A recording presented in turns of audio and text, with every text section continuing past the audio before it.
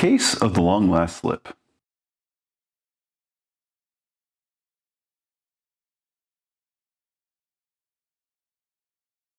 Hi, I'm Kent. Recently, I was doing a little bit of cleaning and I found on my shelf some slip that had been sitting there for over a year. As you can tell from my channel, I like to experiment with lots of different things, and that means I actually collect lots of different things that I don't get to use all up. So on my shelves, I found a few buckets of slip that I have colored with mason stains, and I want to go ahead and use them up. Here are the buckets, and I went ahead and cracked them open. This one here, I think, is going to be blackish or a gray. I think it's got black mason stain. It's been so long, I don't really remember. This one here, I think, is yellowish. So I think it's got yellow mason stain and a little bit of blue. And then finally there's this one. This one I'm pretty sure is blue. It just has blue mason stain in it. I was doing these over a year ago when I was experimenting with adding mason stains into my clay body and experimenting with things like marbling, and I did a Jackson Pollock design, and those were lots of fun. While I want to get back to using colored slips, I don't want to use this particular clay. This slip was made out of throwing clay. It wasn't made out of powdered clay that I use now. This is actually Laguna B mix that I went and added deflocculant and water and mixed it all up. And it worked okay, but it didn't work as well as my current clay does. I think what we're gonna do in this video is go ahead and slip cast a bunch of pots and see how much of the slip we can use up. Hopefully we can get some good pots out of it. I haven't used this clay in a very long time. So first things first is I think I want to go ahead and mix this up. And I think I'm gonna go from lightest to darkest. So I think that means starting with this yellowish greenish color. So let's put the blue off to the side. And the grayish black. We'll get to those in a minute, and here is the greenish yellowish color. When I first found these, I went ahead and pulled them off the shelf and gave them a quick stir, but they've been sitting a few days since then. So let's go ahead and mix them up again. Slip is thixotropic, which is really a fancy word that means that when it is sitting still, it will become thick, and the more you mix it, the thinner it becomes. And right now, well, you can see it is very thick. So this will not work well for slip casting. Let's give it a whirl and see if we get it into better shape.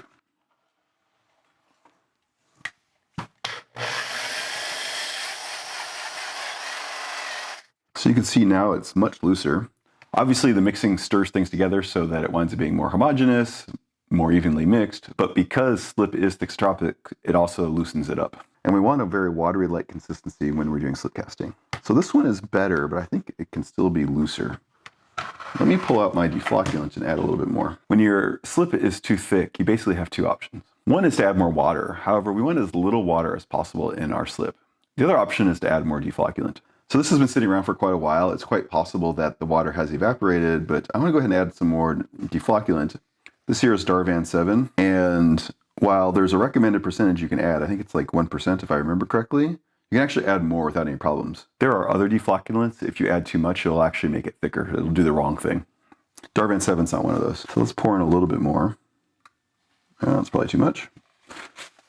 We'll test the too much theory, and let's give this a good mix. That's loosened up quite a bit already. So let's go ahead and try and slip cast like this. It still may be a little too thick. We may want a little bit more water in it, but I'd rather err on the side of less water. A while back, I made my slip casting table, so I'm gonna pull that out and we will use it to slip cast into some molds. Okay, just rearrange things. So here's my slip casting table. This is basically a shallow plastic container, a bunch of PVC and PVC fittings, and the idea is that this will give some place for my molds to drain. This has my regular slip in it that's all dried out at this point. Normally I keep this very clean so that I can reuse the slip and just put it back into my normal slip casting process. Obviously with this colored slip, that's going to contaminate this, and so we'll wind up recycling it and turning it into a colored clay. Let's pull out a bunch of molds. All right, here's a few. We don't have that much slip, so I'm not even sure we'll be able to fill these up. So we'll just take our slip and pour it in.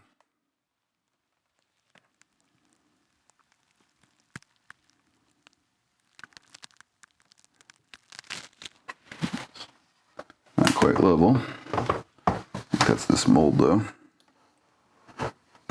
That's a little better. Obviously these are just going to be solid colors.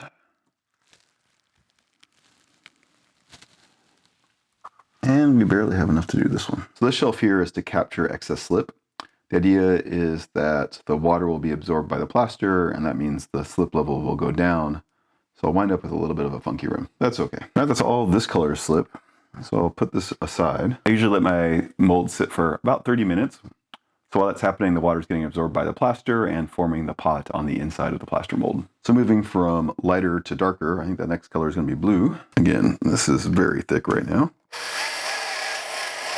And I think we can also use some more deflocculant in here, just a touch. Very precise measurement. Unlike glaze, where you need to measure down to potentially tenths of a gram, deflocculant's not so much. This container is rather full, so it makes it slightly challenging to mix. Let's go ahead and try that. My smallest mold here. Oh yeah, pours just fine. Maybe it's a little thick, but again, I think that's my old clay.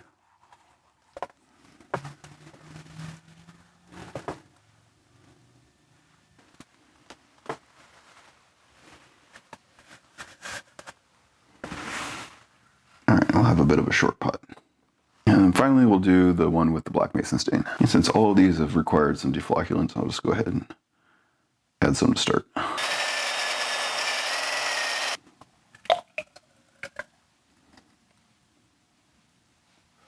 Kind of running out of room, so let's see if we squeeze this one on here. So we'll go ahead and let those sit, and as I said, the water will get absorbed out. I'll come back to it when I'm ready to pour the slip back out. Okay, it's been about a half hour since I poured the first set of pots. One of the common questions is, how long do you leave the slip? And the answer, unfortunately, is really it depends. It depends upon the thickness of the plaster, how wet the plaster is, the relative humidity, and your clay body. Since this is a clay that I haven't used for a very long time, I really don't know how long to let it sit, but I think we're probably good. So we'll start with the first pots, and the idea is to take these and then dump them back into my bucket. And we don't have a ton of room, so let's see if I can move things around a little bit so that you guys can also see. So basically just take it and pour it back. And you can see there's still slip draining out, and it will drain for quite a while, and that's the magic of my slip table here. The idea is I can set these upside down and let all the slip drain out. Looks like we got a pretty good thickness of the wall, so I'll go ahead and do these. There's that one. And this bigger one I'm going to pour backwards so you guys won't be able to see. There we go. So we used, what, maybe half that slip? That's good. We can do a couple more pots. There's one. Another. You'll notice I'm setting the molds back down at an angle. That's so that the slip doesn't have a chance to fall straight from the top. If it does that, sometimes it forms stalactites that wind up being these little nubs. And this one here is the partial. This will be a little bit harder to get out since it didn't come all the way up. And then finally the black. You can see that the slip has fallen in level just by a little bit. Well, the other variable in how long you let it sit is how thick you want the walls of your pots to be. Mine tend to be relatively thin. All right, looks like we didn't use much of the black slip at all. These sit and drain for a while, and while they're doing that, two things are happening. One, the excess slip is dumping out into my slip table here. The other thing that's happening is the plaster is continuing to pull water out of the slip, now clay, so the pot is continuing to set. That means the pots will also start to shrink a little bit as they lose the water. That will let us release them in a little bit. Now these have been sitting for about half an hour, and I think they're probably good to go. So I usually just take a plastic rib and run around. Take off the excess slip. I'm just going to drop that in my slip table. We'll reclaim that later. If you look very closely, it's starting to release right there. So one of the problems with this clay is it's a little bit sticky. So let's see if it'll come. Oh yeah, no problem. There we go. And let me go find a wear board to put this on. All right, we'll let that hang out there. It's definitely still soft. This one here. Same thing. Clean off all of the excess slip on the outside that's spilled. Drop it down. This one doesn't look like it's quite released, so I'm going to let it sit for a little bit longer, but it can sit right side up. The blue one's over here. Same thing. Oh, that one's stuck too. So this is one that didn't fill all the way, and so trimming it's a little bit harder. So we do the part where we pour it out the same. And I usually just reach down in and grab that little excess right there.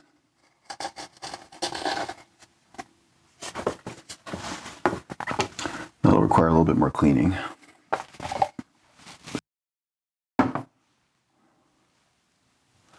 couple of them came out, and a few will need to sit for a little bit longer. I went ahead and popped those pots out of the molds. And while you weren't looking, I did a few more. So I've been slip casting away. Basically, the process is exactly the same. Pour in the slip, let it sit, dump out the slip, let it sit a bit longer, and pop out the pot. So what else might I be able to do with this colored slip? All those pots that I showed you were all just a single color. Well, there's a few things. One is just to make some coasters. So here are some pieces of plaster that I have. They're just slabs. And to make a coaster, you can just pour some slip on top.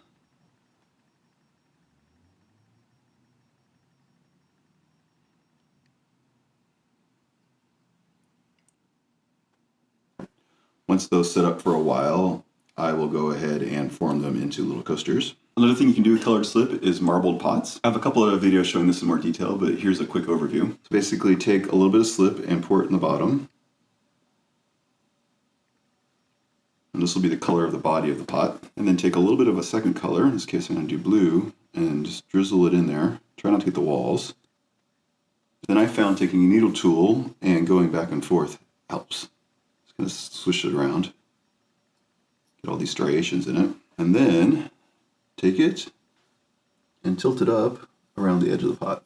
And just roll it around. So at this point we should have a blue marble in a gray, or whatever color these fire to. And at this point we can just fill it up like it's a normal pot. Somewhat similar is kind of a Jackson Pollock style. So again, take a little bit of slip and this time sling it around the inside of the pot. So there's no slip in the bottom yet. Just going to run it around. So there we go. Some little stringy bits. Got the yellow, we might as well do the same with it. And then again, we fill it up the rest of the way with a background color, in this case black. And since we're at the bottom of the slip, I think we'll do one more thing. So I'm going to pour in a little bit of the black, that's all I have left on the bottom. I'm going to push it around the edges a little bit. So it's up the walls. We'll do the same with the blue. And same thing, tilt it up the walls. And finally our last little bit of yellow. And the same thing. And then finally the regular slip. Alright, we got all the edges covered. Now we can just fill it up. Alright, there we go. Got it full. I'll go ahead and let these sit, and then we will demold them, and I can show you what they look like in their wet state. I went ahead and popped these out of the mold, and I cleaned them up a little bit. They're still wet, and obviously haven't been fired, so this will only give you a little bit of an idea of what they look like. Here's the Jackson Pollock one. So there's the yellow slip, and you can barely see the blue slip embedded in the black. The marble one's very faint. I don't know if you can make that out. This one's still pretty damp, so see what it turns out like. And then this pot, I've actually never done this before. I've seen it done before, but I like the effect. These kind of mountains of different colors. I'm definitely going to have to try this one out again sometime. And with all the little bits left over slip, I went ahead and put it in the same bucket, and I made a few bonus pots. I dumped in the slip, and then I didn't mix it very well, and so we wound up with another set of marbled pots. This is a very different effect than this marble. It's pretty cool, although you can kind of only do it once. Once you pour the slip in, it starts to get mixed together, and so some of these have a little bit of marbling, but in a very different way. Oh, maybe interesting, we'll try it out. All of these need to dry out, bisque them, and then I think we'll come back at glazing time. We had a good bisque fire. So here you can see the pots being transformed. Obviously these aren't the final color. That will happen after we glaze and fire them.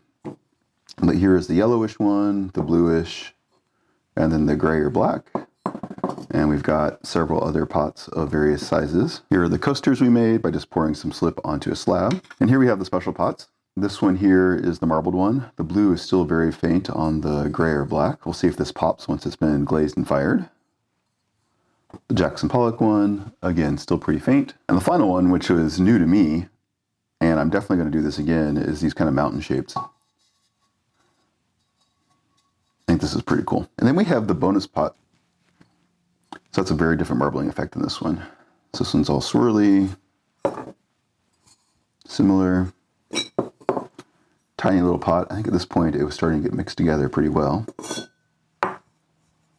Same. And this one I think was the first. It has the strongest kind of marbling. Really interesting spots. And then some that's just plain. So cool variation there. Completely by accident, but a fun accident. Next up, I'm going to glaze all these. Here off to the side, I have my base glaze. So this is just the glaze all mixed up with no color rinse or anything like that. It will fire clear. This is Old Forge Creations First 5 gloss recipe. So that should let the colors shine through, whatever those colors happen to be. I went ahead off camera and cleaned all these up already, so they're basically good to go. So for all the little cups here that don't have a hole in the bottom, the knot planters, I want to go ahead and glaze the inside as well. So I have this small measuring cup. Just dump the glaze in.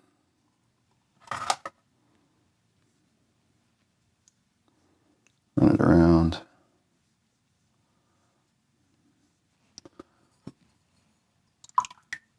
And then do the next.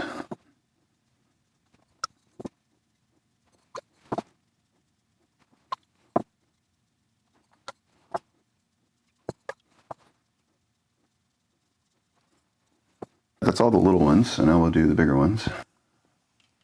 This one, apparently I forgot to put a hole in the bottom, so it is not a planter.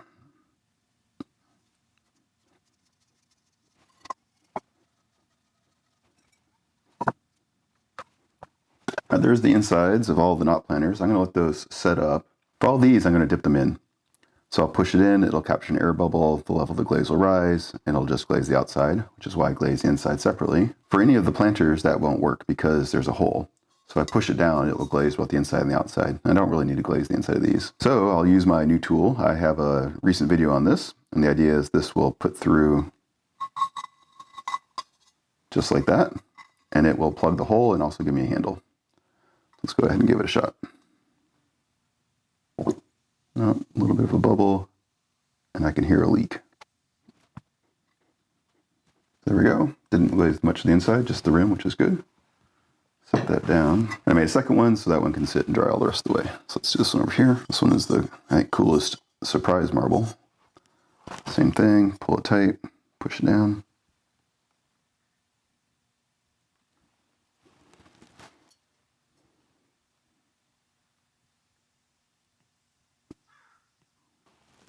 Now I can glaze the rest. Same thing, only this time I don't need to use my tool. I can just push them down.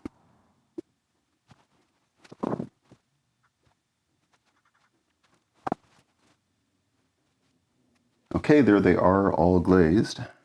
Put my glaze off to the side. And the last step is to mark them all with my maker's mark. I made a 3D printed mold and then cast it in silicone to make a rubber stamp. And I have this potter's pad, which is basically black underglaze, in a foam pad that works like a stamp. Put the underglaze on.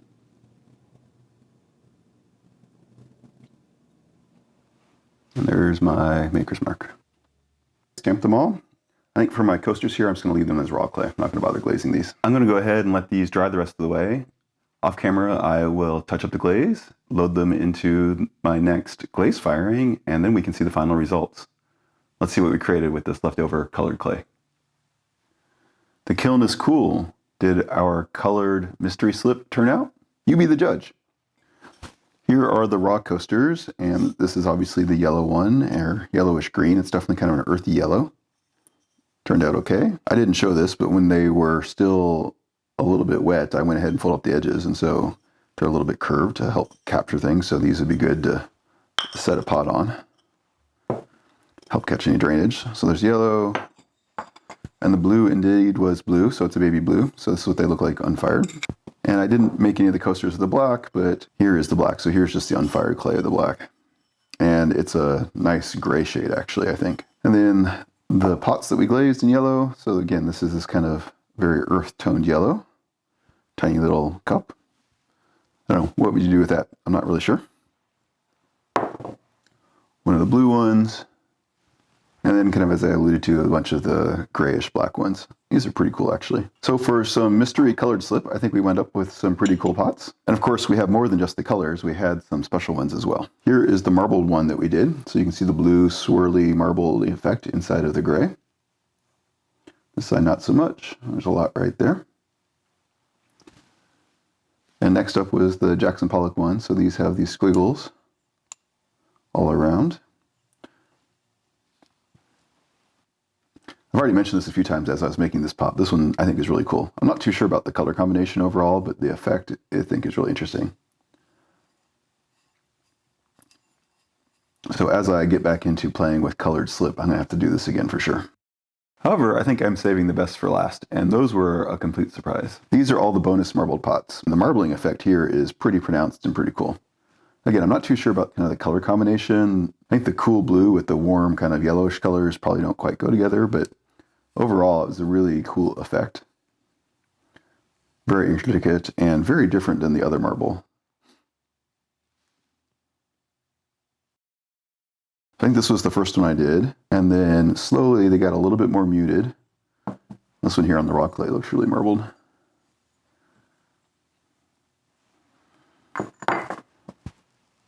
And more muted. But those are really cool.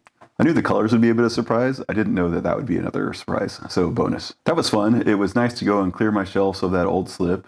I had a little bit of problems casting it. As you saw, I had to let some of the pots sit a little bit longer since it's a little sticky, it didn't quite come out. So I'm very glad I'm using my new slip. However, I haven't uncolored slip casting in a while, and this makes me want to get back into it for sure.